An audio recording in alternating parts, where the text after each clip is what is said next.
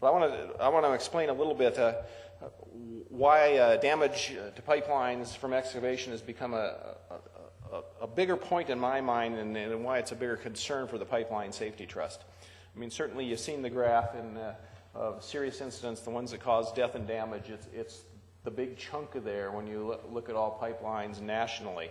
But there's still some disconnects and some barriers to using it efficiently. And in the graph, if you go back, is PHMSA's data, and it doesn't really tell the whole story.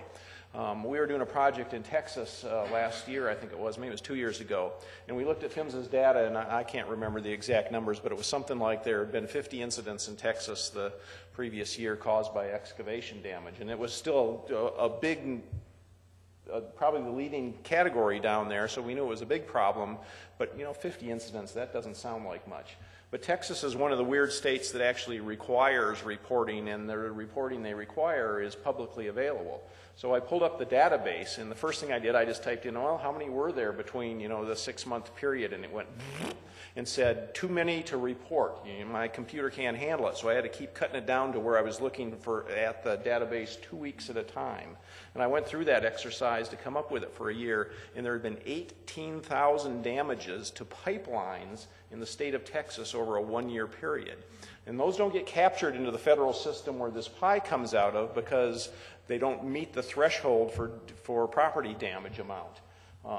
But it was a huge problem. So what you look at when you're looking at the federal stuff really underreports the concern, the damage prevention, the damage that's coming from pipelines. There's also a big disconnect with some of this, especially with the public, and I'm going to fess up here a little bit, because I don't think the public understands this very well, or even follows it very well at all. You know, once you start thinking about it and you go to Lowe's or Home Depot or some of those big things and you watch the people leaving the place with treated 4x4s or something like that, you know the vast majority of those people are heading home to break the one-call law, because I don't think we're getting anywhere near the number of calls that's represented by the number of people leaving with the metal fence posts or treated 4x4s or renting the scary all-power augers you can rent at those places now. So the public doesn't understand this very much, and sometimes it's set up where the right hand and the left hand don't understand it either. Last fall, I came home on a Thursday afternoon, and in my mailbox there was an order from the local postmaster general that they had bought a new truck, and it was higher, it was 2 feet higher, so they wanted everybody in the neighborhood to install new mailboxes, and they wanted them installed by the following Monday afternoon.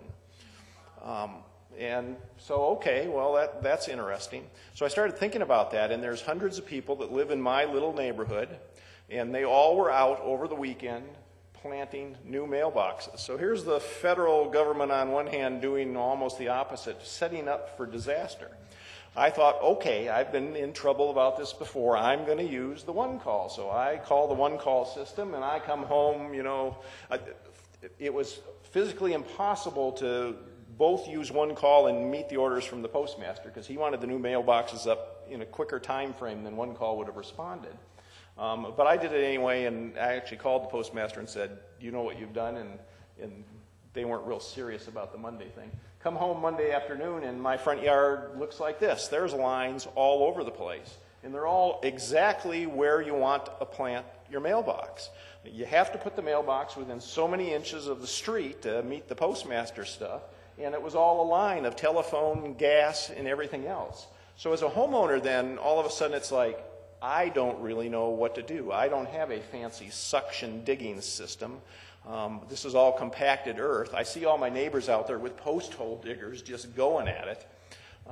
So it kind of left me in a quandary, and I ended up digging very carefully with a shovel between a whole bunch of lines. But it was just another example of how much work we have to do on this yet, and I think we've done a good job getting to all the contractors that dig and stuff, although there's still scary situations going on with there. But I think the general homeowners are still blissfully ignorant of a lot of this stuff, and sometimes we're kind of set up to fail too.